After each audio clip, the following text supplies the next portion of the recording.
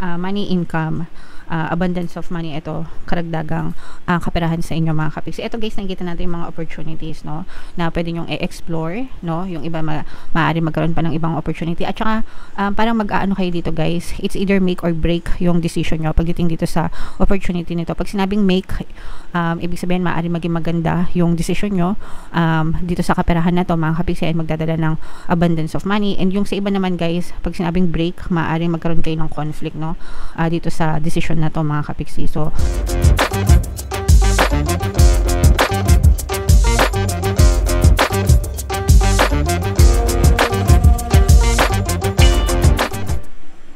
hello guys, hello Aquarius, welcome back to Pinoy Pixie Tarot. Ang pamagat ng episode natin for tonight is Money Money Come to Me. Ito yung ating pera kapalaran guys para ngayong April para sa Aquarius, Sun, Moon, Rising, Sign, and Venus. So unahin natin tong deck na to mga kapiksi. Tingnan natin yung mga money manifesting techniques para sa inyo. We have Indulge guys, so basahin natin. Buy yourself a treat each week, even if it's very modest. Enjoy it as though it were the greatest gift you have ever received. The universe will then provide you many more gifts for you to enjoy. So, ibig sabihin guys, wag nating i-deprive yung sarili natin, no? Kung meron tayong mga gustong bilhin or gastusin, i-reward natin yung sarili natin mga kapiksi. Each week, sabi dito, even if it's very modest. Pero kanya-kanyang trip yan sa buhay mga kapiksi, no? Merong iba na kada payday, kada sahod, kinsenas, katapusan, ganyan, gumagastos sila, bumibili sila ng mga bagay para sa sarili nila. It's either damit or sapatos or I don't know, yung iba iniipon para makabili ng mga gadgets na mamahalin. Yung iba naman parang bakasyon, travel, ganyan, nag-iipon sila isang buong taon or whatever, ganyan, pag nagka-bonus, tapos o kaya tuwing may birthday, ganyan. So ako naman mababaw lang kaligayahan ko, no. Actually nabawasan na nga ito kasi every week talaga dati bumibili ako, it's either chocolate or ice cream para sa sarili ko lang, hindi ko binibilan yung mga anak ko or yung family ko para maramdaman ko na special ako, no, dahil napakasipag ko isang buong linggo, di ba, upload ng mga videos para sa inyo. So yun yung treat ko mga kapiksi sa sarili ko. And sometimes gumagastos ako na medyo extra pang derma, ganyan, facial, pang sarili, di ba, self-care, ganyan. So yun na yung pinaka treat ko kasi hindi naman ako mahilig sa mga material na bagay. So, kayo din guys, no, ang importante kasi is you reward yourself, no. Huwag niyong i-deprive yung sarili niyo, especially guys kung masipag naman kayo and alam niyo yun, responsible naman kayo sa buhay niyo, di ba? So, it's okay to do this. And the more na ginagawa niyo to guys, the more na bibigyan kayo ng mga rewards or gifts ni universe para ma-enjoy niyo yung buhay mga kapiksi, okay? So, i-comment niyo sa baba guys kung anong klaseng reward ba yung binibigay niyo sa sarili nyo. It doesn't matter kung mamahalin or mura, as long as masaya kayo mga kapiksi and as long as you feel rewarded, okay? Alright, so yeah. And then tingnan naman natin yung ganap sa inyong kaperahan guys ngayong buwan. Shuffle ko to. Habang sinashuffle ko to guys, panoorin nyo muna yung video natin regarding sa ating paano mag-manifest ng abundance video course. Kapiksi, sawa ka na ba sa mga struggles at hirap sa buhay mo? Masipag ka ba at masikap sa buhay ngunit hindi ka pa rin umaasenso? Ilang beses ka na bang nag-attempt mag-negosyo at mag-invest pero palagi ka pa rin nalulugi? Sa pagkakataon na ito ay maaaring may subconscious beliefs ka na nagiging balakid sa iyong pag-unlad at pagyaman. Introducing, paano mag-manifest ng abundance video course. Dito ay matututunan mong ma-overcome ang mga balakid mo para tuluyan ka ng umunlad, umasenso, sumagana, maging matagumpay, successful at maswerte sa iyong kabuhayan, pera, trabaho, negosyo, salapi at kaperahan ng bonggang-bongga. Dali, mag-send na ng email sa pinoypixie@gmail.com at simulan na ang iyong pagyaman ngayon. Alright, so sa lahat ng gusto mag-avail ng course guys, naka-flash sa screen nyo. Una, meron tayong paano mag-manifest ng abundance video course. Meron din tayong paano mawala ang third party at magkaroon ng harmonious na relationship. And meron din tayong email coaching, manifest your desires using the law of attraction. So sa mga interesado mga kapiksi, mag-send lang kayo ng email sa pinoypixie@gmail.com. Wow. So, napakaganda ng energy nyo, Aquarius. Ito yung ating money energy, guys. Kayo ay represent ng King of Swords sa ating spread. Meron ditong presence, guys, ng Earth signs, Capricorn, Taurus, Virgo, at saka water signs, Cancer, Pisces, Scorpio, fire sign, Aries, Leo, Sagittarius. Yung mga signs na nabanggit ko, guys, parang ito yung mga helpful people surrounding you na parang minumove ni universe para magkaroon ng katuparan. Yung mga pinipray nyo, yung mga pinagdadasal nyo pagdating sa kaperahan, mga kapiksi. Dito nakikita natin na uusad, no? Magkakaroon ng pag-usad ng movement yung inyong money energy, especially, guys, merong dadating na mga bagong kontrata, mga bagong proyekto, mga bagong agreement na pwede nyong i-explore, mga kapiksi. Kung kayo ay nagnenegosyo, mga kapiksi, itong mga bagong kontrata na to, parang expansion ito ng business nyo. Pwedeng magkaroon kayo ng expansion sa produkto, o kaya naman pwede kayo magkaroon ng expansion sa service or expansion sa branch kung magba-branch out kayo, mga kapiksi, para madadagdagan yung mga branches nyo, ganyan. And nakikita natin na magdadala pa ito ng more income para sa inyo. Yung iba naman, guys, ito yung kontrata pagdating sa trabaho, no? Especially kung naglalakad kayo may nilalakad kayo abroad, yung mga kapiksi natin na nag-apply ng trabaho sa abroad, or meron kayo mga ina-apply na mga documents like visa or job order or whatever, mga kapiksi. Nakikita natin na maaring magkaroon ng movement yan, magkakaroon ng pag-andar and magkakaroon ng magandang resulta para sa inyo, guys. Okay, so i-mind nyo na yan sa comment section. Napakaganda na itong energy na to, mga kapiksi, mga kontrata, approval, agreement, ganyan, expansion. So good news pagdating sa kaperahan ito, guys, kaya i-mind nyo na yan.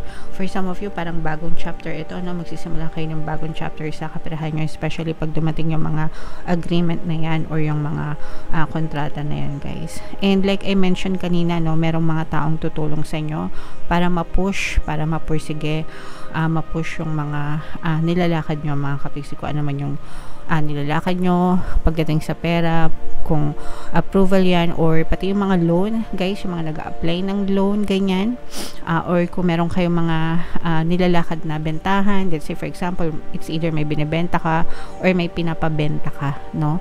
Kung may binibenta ka or may pinapabenta ka, yan, nakikita natin na magkakaroon ng magandang good news yan ngayong buwan ng Abril. So i-push nyo lang, guys. Meron tayong subliminal para sa mga negosyo, sa mga customer, sa trabaho, yan. So pakinggan nyo lang yung mga yon, guys. Ayan, this is abundance of money, mga kapiksi, no? Nakikita natin na for some of you, madadagdagan talaga yung inyong mga money income. Ilatag muna natin, mga kapiksi. So magkakaroon talaga ng money income, abundance of money, ito karagdagang kaperahan sa inyo, mga kapiksi. Ito, guys, nakikita natin yung mga opportunities, no, na pwede nyong i-explore, no, yung iba maaari magkaroon pa ng ibang opportunity, at saka parang mag-aano kayo dito, guys, it's either make or break yung decision nyo pagdating dito sa opportunity nito. Pag sinabing make, ibig sabihin maaari maging maganda yung decision nyo dito sa kaperahan na to, mga kapiksi, ay magdadala ng abundance of money. And yung sa iba naman, guys, pag sinabing break, maaaring magkaroon kayo ng conflict, no, dito sa decision na to, mga kapiksi. So bago kayo mag-decision, guys, dun sa mga opportunity na dumadating sa inyo, make sure na pag-aralan nyo mabuti, listen to your intuition, mga kapiksi, okay? Magdasal mo ng mabuti, pag-aralan mabuti yung mga opportunities, guys. And pagdating sa mga pagdidesisyon, palagi nyo lang sabihin, mga kapiksi, money come to me. Palagi ako may hindi pala yun, yung ano everything is always working out in my favor. Ayan, so yung affirmation na yon, napakainam niyan, especially pagka kailangan nyo magdesisyon. So sabihin nyo lang, guys, ano nga yung sinabi ko, nasa dulo ng dila ako, sorry, nawawala ako. Everything is always working out in my favor, yan. So ang dami ko kasing affirmations, guys, na sinishare minsan na na nagpapatong-patong. So, everything is always working out in my favor, mga kapiksi. So, palagi nyo lang sabihin niyang affirmation na yan, especially kung meron kayong pagdidesisyonan, mga kapiksi, para palagi maging pabor sa nyo yung resulta. Pero malakas yung money energy dito, guys. Kaya, nararamdaman natin na talagang magiging jackpot or jackpotin, makaka-jackpot ka sa mga desisyon na gagawin mo pagdating sa mga opportunities na to, and magdadala to ng limpak-limpak na salapi sa inyo, guys. Okay? So, ito, guys, i-mind nyo na yan sa comment section itong abundance of money. Pagdating sa money, guys, no, money affirmations na palagi kong sinishare, money come to me, palagi ako may pera, palagi ako nagkakapera, I'm the king of abundance, I'm the queen of abundance. So, dyan kayo magsimula, guys. Sabihin nyo lang yan araw-araw. I-comment nyo na rin sa comment section, guys. And kapag nakabisado nyo na, palagi nyo lang sabihin, parang chant, mga kapiksi. Simula nung sinabi ko yan hanggang ngayon, guys, sinasabi ko pa rin yan. And sobrang laki na ng pinagbago ng status natin pagdating sa financial. Kaya, pwede nyo sabihin yan. Super effective, mga kapiksi. Try nyo, guys. Okay? And pwede rin kayo makinig ng mga pampaswerte subliminals natin. So, yan, guys. Abundance, mind abundance, kasaganaan, pagpapala. Ito mga opportunities na to, mga kapiksi. At saka yung explore, expansion, yung mga good news sa pera. Guys, yung mga pag-alis na sinabi ko sa inyo. Guys, yan yung mga positive news na nakita natin para sa inyo. So, i-mind nyo na yan, Aquarius, sa comment section. So, tingnan natin yun. Additional message, guys. Bunot lang tayo ng isang card pa dito for you. Patience. Ayan, no? Saktong-sakto. Your dreams are blooming more rapidly than you realize. Still, they need nurturing and patience. Magantay lang kayo, mga kapiksi, especially itong mga nag-aantay ng good news na to, guys, no? At saka yung swerte sa abundance of money. Guys, huwag tayong masyadong magmadali sa buhay natin, no? Hindi porket nag-affirm tayo ngayon, kanina, kahapon, kinabukasan, mayaman na agad tayo. Hindi ganon, guys. It's a gradual process na unti-unti magpapakita ng movement sa'yo sa universe hanggang sa eventually lahat ng mga affirmations mo, i-reflect yan pabalik sa inyo, mga kapiksi. Okay? So, maging pasensya, be patient, habaan yung inyong PC, mga kapiksi. Wag maatat, wag magreklamo. Minsan yung iba sa sobrang atat nila, nagrereklamo na sila sa buhay. Minsan yung iba dito pa sa reading nagrereklamo. Sabi, ano ba yan, kapiksi? Akala ko blessing, ba't hanggang ngayon wala pa ring blessing? So, yung mga sample ng mga atat, mga kapiksi, mga nagko-complain, no, binablock nila yung money energy nila. So, iwasan yung magreklamo, mga kapiksi. Imbes na magreklamo kayo, just continue on praying, affirming, hard work, guys, positive mental diet, and mag-practice kayo ng gratitude, guys, pagpapasalamat, para mawala yung mga money blocks yung mga kapiksi. Alright? So, yeah. Comment down below if naka-resonate kayo, guys. Again, yung mga pinapamind ko, i-mind nyo na sa comment section for more tarot readings. Ito yung playlist nyo, guys. Ito naman yung ating success stories ng paano mag-manifest ng abundance video course. Click here to subscribe. Ito yung ating mga pampaswerte subliminals. Thank you for liking, sharing, and subscribing. See you again next time. I love you all, mga kapiksi. Have a nice day. Bye-bye.